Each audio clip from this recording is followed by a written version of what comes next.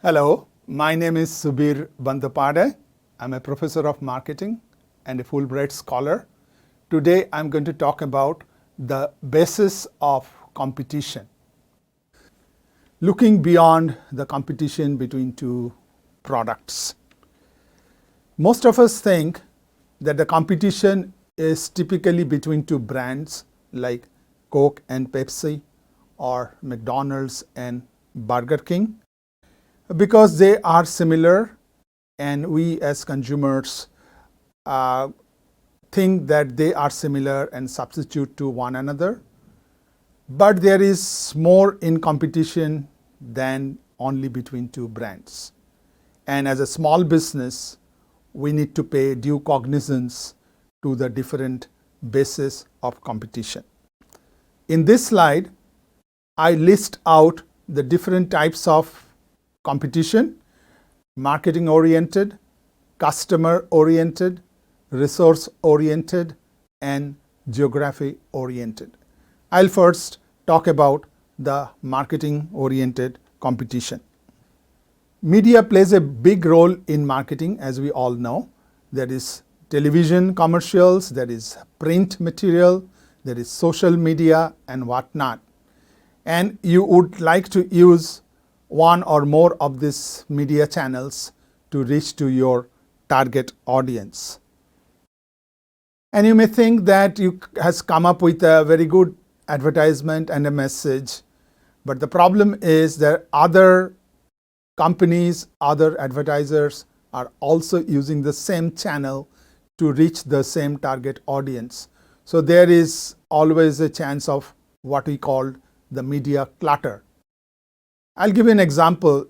We all know about the Super Bowl commercials, and you see their dissimilar products like Budweiser and Charles Schwab Financial Services. They are advertising during the game and competing for that 15-second commercial slot. They are not direct competitors, but for the media and the limited time that is there, they are competing for that space to get what we call the mind share of the target audience. Next is communication theme. There could be different kind of stimuli. We are familiar with the humor appeal. We are familiar with the fear or shock appeal. And of course, we are familiar with the sex appeal. Many times, advertisers also use information about their price discount or some promotion that's going on in their advertisements. As a brand, you may think that you got a very good communication message, good copy, good picture and everything, but other brands from completely different product or service categories also may be using humor or fear or sex appeal. So you got to be careful about that and never assume that only you are using the particular type of stimuli. I'll give you an example again. As we all know, Volvo as a car has always been working on the safety feature of their products, and most of their advertisements and commercials are geared towards that. So for a long time, they had a unique communication message, but more and more other brands, as they realize that safety feature is one of the attributes that consumers care about, so they have also started highlighting their safety features of their cars. So you are competing on that message. Distribution is perhaps one of the area where the competition is intense. If you think about the traditional retail, every brand is competing to get onto the shelf space, and also in the shelf, the location of the shelf where you want to be. So as we all know that if you are a small brand, you have to compete with the name brands and to give enough enticements to the retailer to get a foothold on the shelf. And you have to pay even more to get into the prime locations on the shelf, which is at the eye level or spaces where consumers can easily reach. If you go up, if you are not able to pay that much, then perhaps you have to go up the shelf or maybe very down towards the floor, which may not be easily visible to your target consumers. So you are competing with other brands. From a retailer's perspective, she doesn't care about a particular product category. All she cares about the profitability from different product categories. So if it is the case that the cheese products are offering the retailer more return compared to the cereals or some other product category, they are going to dedicate more shelf space to cheese products vis-a-vis the cereals or some other brands which are not giving them a good return.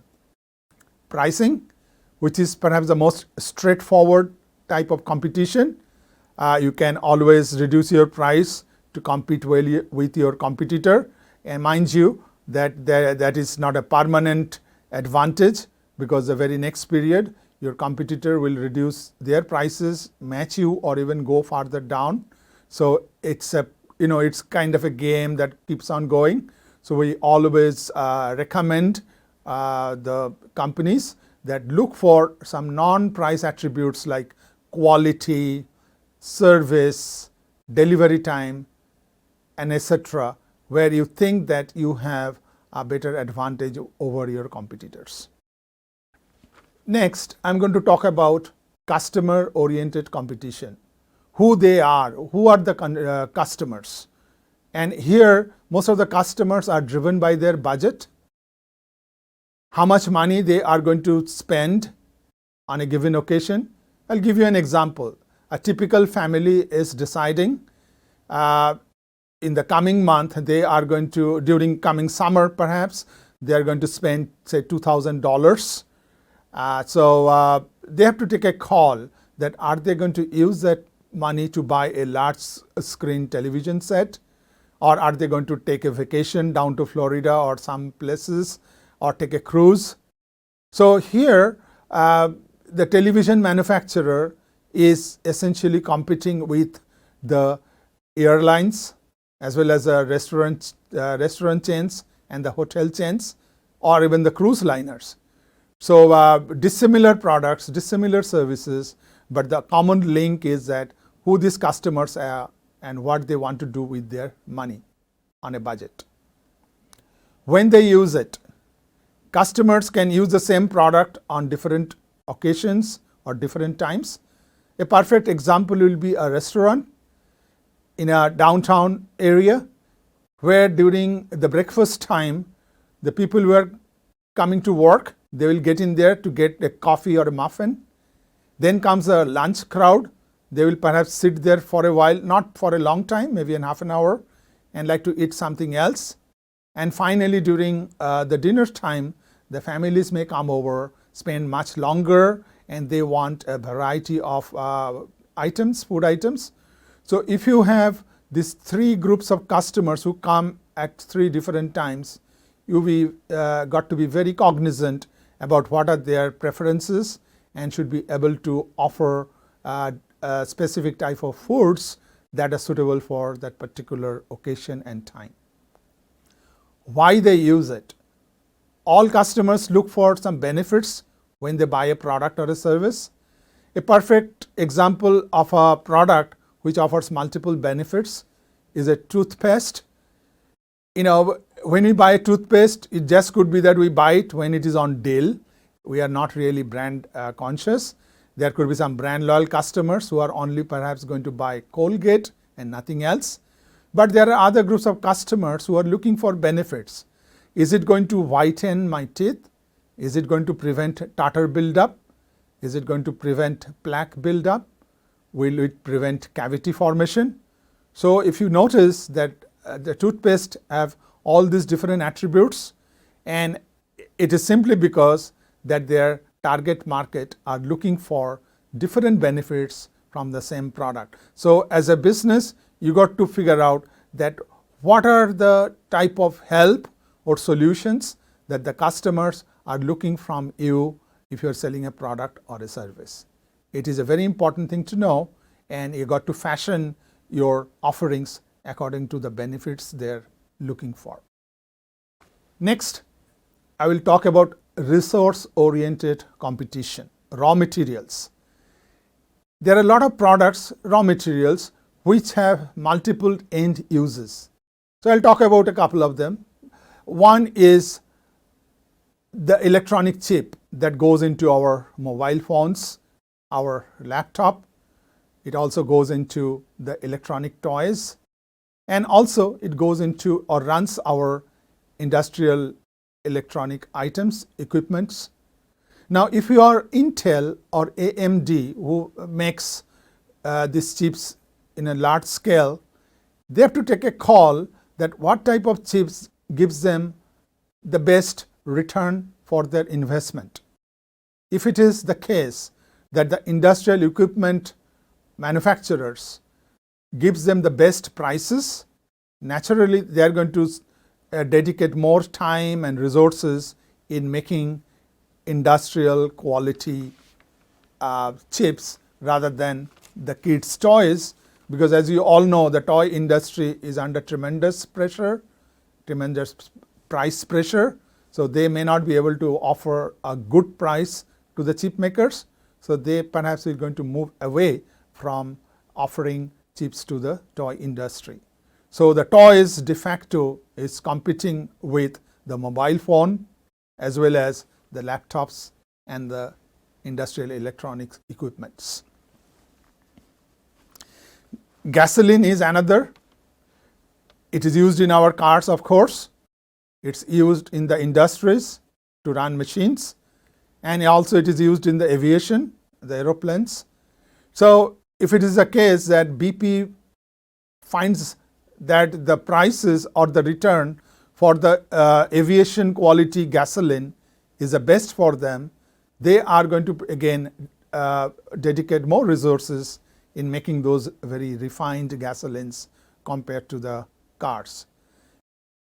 Even if the government is looking for fuel efficient cars, and if it so happens that the return on the fuel that goes into the autos is not that attractive to the the energy producers, they may not put in enough money in the resource R&D to come up with more cleaner fuel for our environment. So competition drives all these decisions for corporations. Financial resources. I think this is where it is very relevant for the small businesses. You go to the bank to have some loan or have some cash flow, line of credit for perhaps. But you know what? There are other groups of people or entities are also going to the bank to get funds. For example, a home buyer will look to a bank to get a mortgage loan. Similarly, an automobile buyer is also looking for funds to buy that car. Students going to universities need money to pay off their tuition, so they will be looking for loans from the banks. And finally, the large businesses, they need also cash to maintain cash flow, so they'll be going to the banks to also for the financial resources. Now for the banks, the decision is that which groups of customers will give them the better return or the best interest. If it is the case that the large industries are going to give them the best interest, so they are going to dedicate more funds to those industries compared to a small business. Employees is another resource-based competition. A perfect example would be the nurses. They are in high demand these days. Hospitals want them, large and small ones. Nursing homes need them.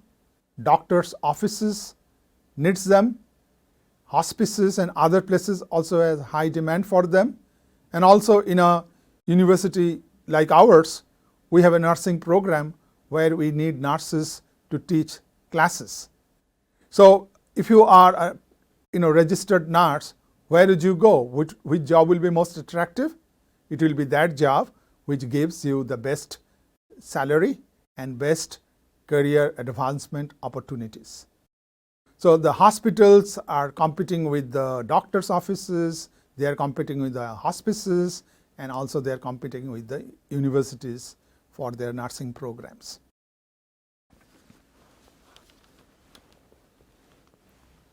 And finally, geography-oriented competition. It could be at different levels: local, national, and international. If you are a Chinese restaurant in Northwest Indiana, your immediate competitors are other Chinese restaurants. And then the next level will be the other Asian restaurants, like the Indian restaurants or the Koreans, and so on and so forth. The next level will be all other ethnic restaurants, like the Mexican restaurants. So that is at the level of the local businesses. But there are national competition too. Panda Express is a national chain that offers Chinese food items. So you got to compete with them. And there could be other international chains who offer Chinese or some other Asian or ethnic varieties, delicacies. You have to compete with them too. Now the issue here is that how do you compete, say, with the Panda Express with deep pockets and deep resources? You have to figure out, and this is in general for all the levels of competition that we just talked about, is that you have to find your strengths. What are the areas you have strengths which others cannot match? In the example of Chinese restaurants, is it something that you can offer a larger variety of products more than Panda Express, who have only a limited variety? Is it that you are able to offer door delivery? Is it something else that you can do that your customers keep on coming back to you rather than going to those national chains or the international chains? So you got to find the niche or some specialty that you have that will attract the customers to your store or to your products. So that is in a nutshell the different types of competition.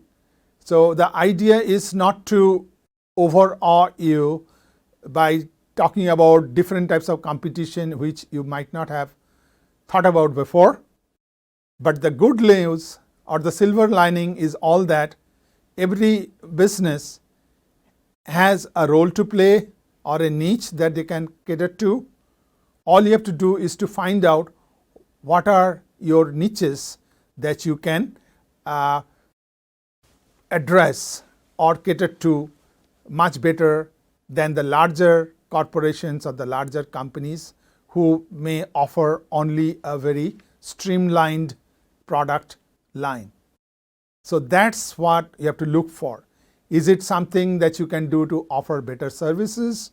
If you can help something with the home delivery, as I said, is it something that you can do for service at the home itself? So there are many different ways a local business, a small business can in fact compete very well and in fact outcompete some of the larger corporations. Thank you. Bye-bye.